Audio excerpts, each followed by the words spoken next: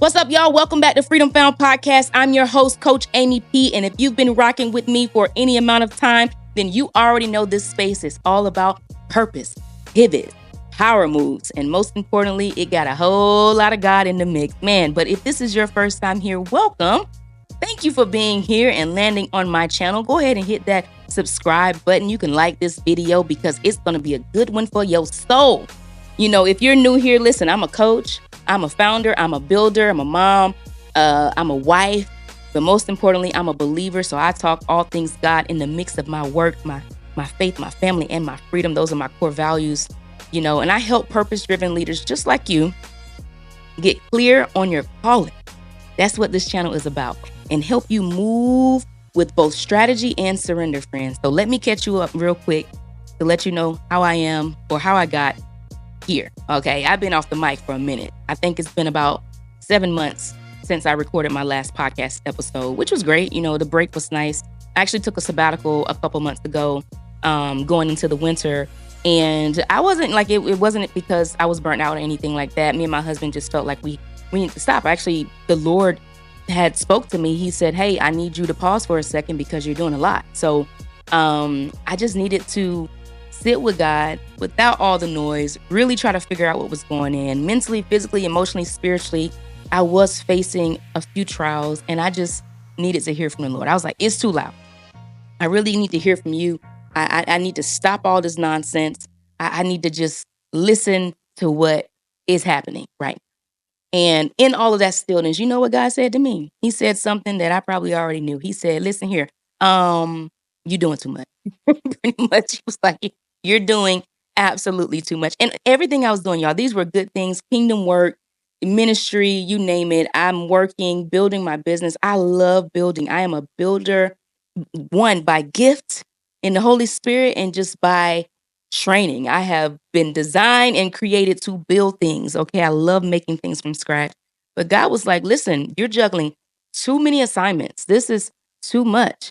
And again, these were things God had actually called me to. So it's not like I was on any type of random assignment. Like I felt aligned to my calling and to my purpose. So they felt like good things. But he was like, these are just too many assignments. You're juggling too much. Pause for a second. I want to speak something to you. And I did. And you know what he said when I came out of sabbatical? He was like, I need you to go back. Actually, I heard this one a few weeks ago. He said, go back. And I was like, back where? You want me to go back to one of these assignments that you just told me to put down? What are you saying? Go back here, go back there. What do you mean go back? And God was like, no, I want you to go back to corporate. And I was like, back to corporate? No, I'm not going back. See, I'm not going back on the job, Lord. I'm not going back into corporate America. I let that go. You know, we was freed from that. I'm not going back there. That's literally how I felt. But God was like, nah, I want you to go back. This is not a punishment, but it's a new assignment. And I was like, dang, I just put all these other assignments down and now you want me to pick this one up. I literally just launched or just make the announcement that I'm launching a school. I mean, I'm thinking there's so many good things coming in 2025. And I'm like, go back to work. I ain't really trying to go back to work. But see, God was like, nah, this is not even about giving up on the dream, but it has everything to do with funding the dream, has everything to do with sharpening the dream. It has everything to do with stretching you for the purpose of the dream. It has everything to do with him covering me for the dream. So I wrestle with it. I ain't gonna lie. You know, I'm a good old Jacob. I like to wrestle. God have to change my whole identity and stuff like that. Yeah, I wrestle all the time with him. I wrestle. So if you're wrestling in the season that you're in right now with pivoting, listen, I'm the queen of pivot. This channel is going to be for you. You can listen to all my content because I have pivoted. Shoot, since 2020, pivot has been almost my middle name. I'm not even going to lie to you. Pivoting has been part of my story. Okay. So this channel might be for you if you're in a space where you're pivoting. If you've ever felt like obedience was just leading you somewhere unexpected, man, this episode really is for you. Okay. So let's talk about it. What it really means to pivot with purpose.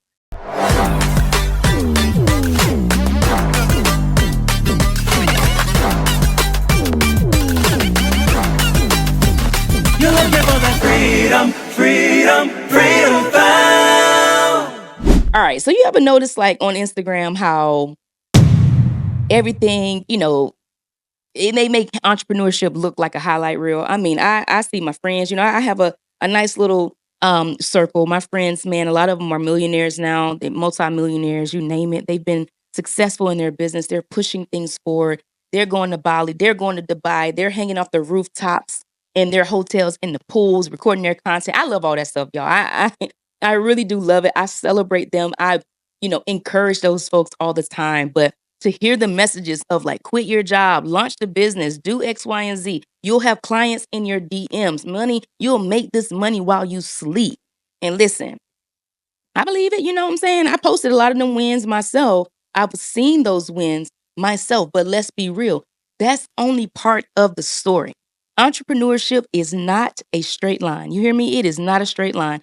It's it's peaks and valleys, it's faith and doubt, it's strategy and surrender. I mean, there were seasons when I recall my journey the last couple of years, seasons where, man, I was coaching, great ton of clients, managing contracts left and right, hundreds of thousands of dollars, signing, the corporate contracts, doing all the things, it felt good, doing ministry full time. I felt like I was in a really good season.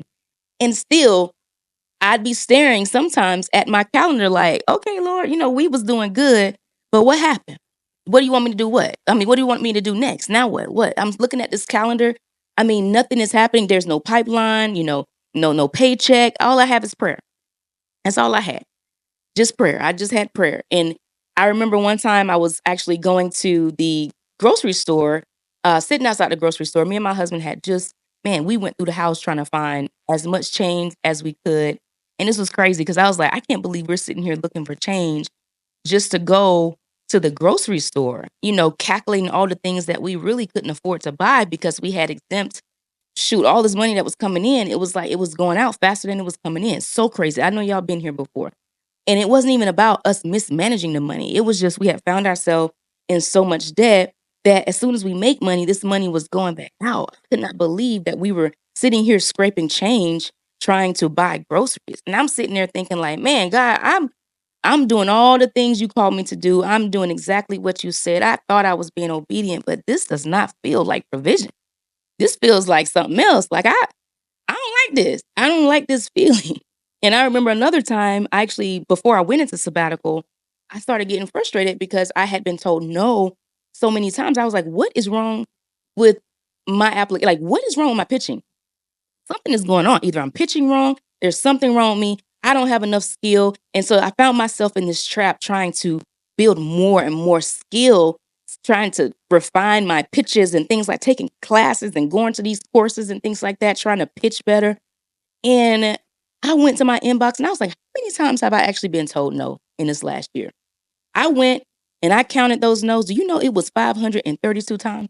532 no's. I'm not exaggerating. I counted them. And those no's, that's enough to make you lose your mind. I'm being real.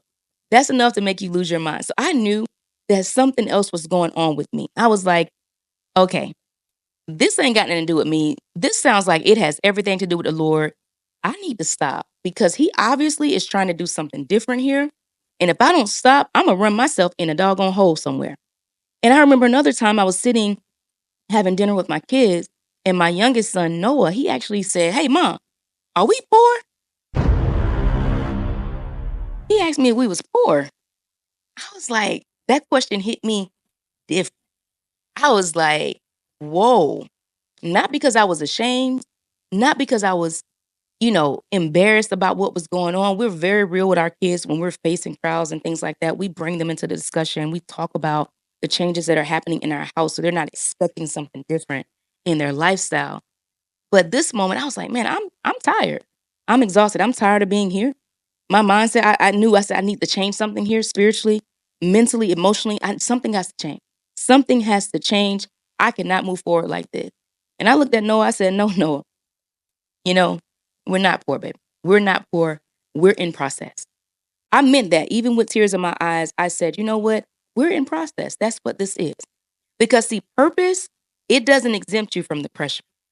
Purpose is not going to exempt you from the pressure. So if you're believing the lie that once you step into your purpose, everything is going to be roses and flowers and all the things, no, it's not like that. It's actually Man, pressure in the kingdom of God, it often signals that something is being formed in you. See, or something is about to be birthed through you. So when you're feeling that pressure, don't run from it. Don't run from it. He is molding something in you. He is preparing you for something. See, we glory in our sufferings, man, because we know that suffering does what? It produces character. And it produces perseverance. And perseverance produces character. And character actually produces hope. Man, such a good word that's found in Romans 5:3. Pressure, man, it really reveals preparation. That's what it's doing. It's going to reveal whether or not you are prepared for this next season. See, God doesn't rush what he's trying to refine. He's not rushing that process. We try to rush it. He's not rushing it. And he doesn't waste a single ounce of pressure. He's not wasting it. He knows what he's doing.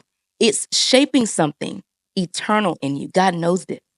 So passion, man, it's not going to be profitable really right away. It's not going to be profitable. We may think that passion is going to support whatever, but it's not going to happen overnight.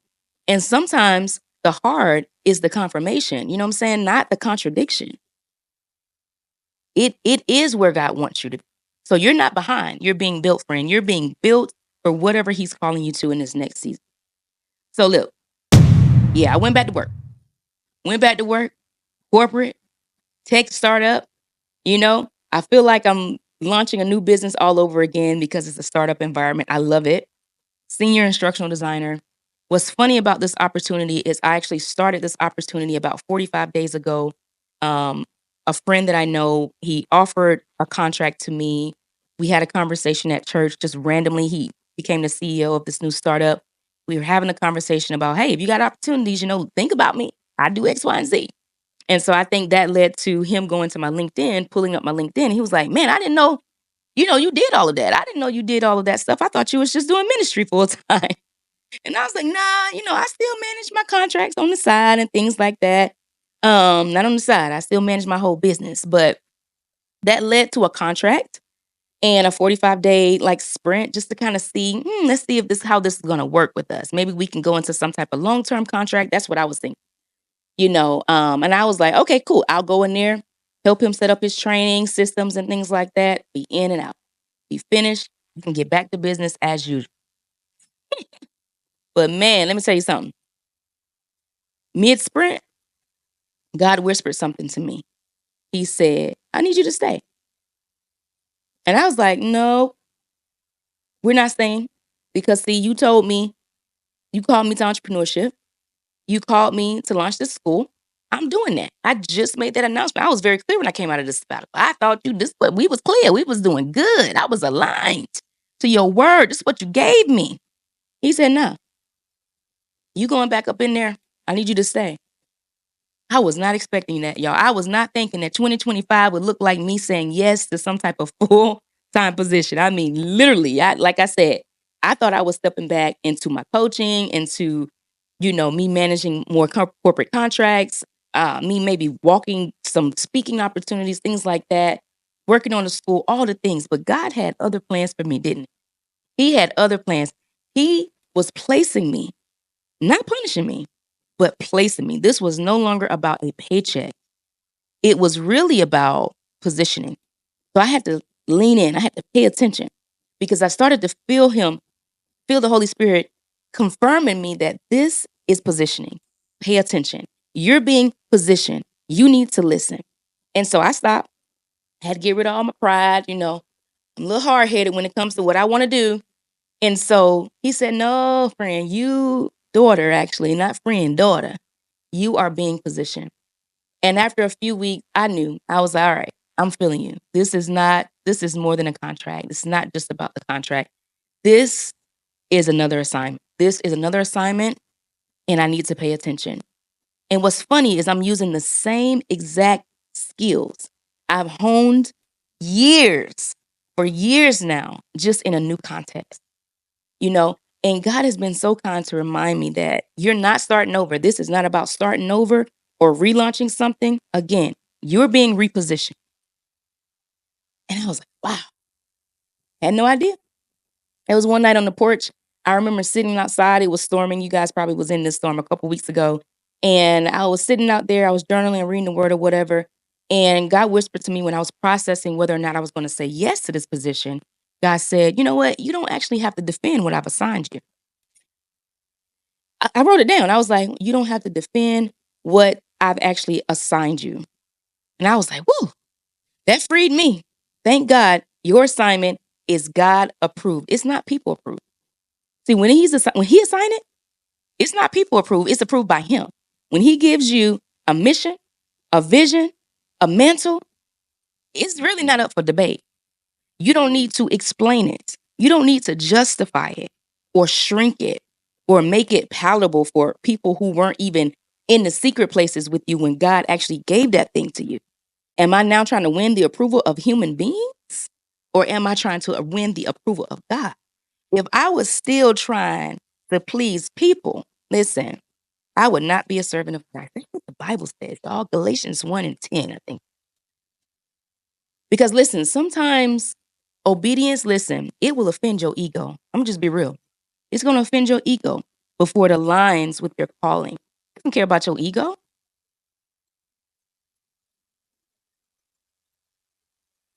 So sometimes obedience will offend your ego before it aligns with your calling. This season may not look like success from the outside, but spiritually, oh, friend, it's deep alignment. And I'm so thankful for where I am. I'm so thankful for that. So let's talk about it. Let's talk about when purpose actually doesn't pay yet. Purpose doesn't pay yet. Listen, you can be walking in obedience and still be wondering, God, like, where's the fruit? I'm walking in obedience. Just like I said, I was doing all the things, but I'm like, I don't see the fruit here. I'm still out here trying to count coins to feed my family. What's going on? But what tree do you know grows overnight? You know, what flower do you know pops up overnight without planting some type of seed, without watering that seed? There's a season for everything. There's a season. There's a time for planting. There's a time for watering. There's a time for reaping the fruit. Because purpose, listen, it's expensive. It really is. It takes work. Not just dollars, but emotionally, mentally, spiritually, all the things. My pastor just talked about this today. This is so crazy because his word aligns with exactly what I'm talking about today. All the things, man. Listen, I had vision. I had grit, all the things, but I also needed to feed my family.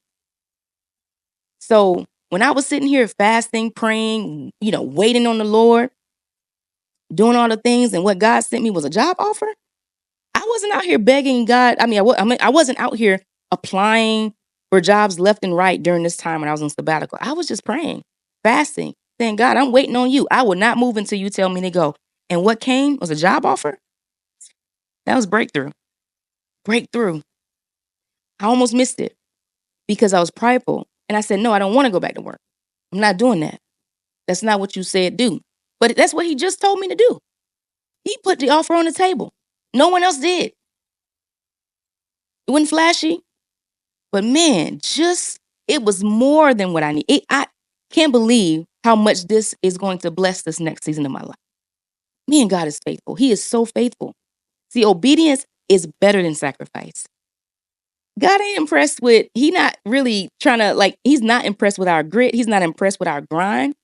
If you're unwilling to follow him when he tells you to go, he's going to ask you to follow him. If you're not willing to do that, he's not impressed by the other stuff. And guess what? Obedience, sometimes it looks like saying no to like these big opportunities and saying yes to the quiet, consistent work that brings peace. Sometimes it looks like, I don't know, eating beans and rice over steak and potatoes, friend. Sometimes it look like that. Grab a box of ramen. You may have to do that sometime because you're stewarding what you got with integrity. So don't be fooled by Instagram and these highlight reels. The Instagram shows us the elevation, but obedience, it's forged in the in-between. So I'm praying y'all don't grow weary. Heard this today in church too. Do not grow weary in doing good. For at the proper time, you will reap that harvest if you do not give up. That's Galatians 6 and 9. So listen, don't scroll yourself into confusion looking on this Instagram trying to figure out how you're going to get your next whatever. Don't compare your faith walk to someone else's highlight reel. God is not on Instagram, man. He is in the instructions. He is in what he said do. what he's already said do. So yeah, this job, it's not the dream, but it is aligned with it.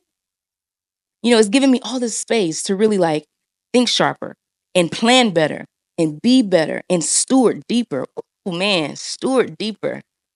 Because alignment doesn't always show up in the claps and the applause and all the celebrations. Nah, it ain't. Sometimes it don't show up like that.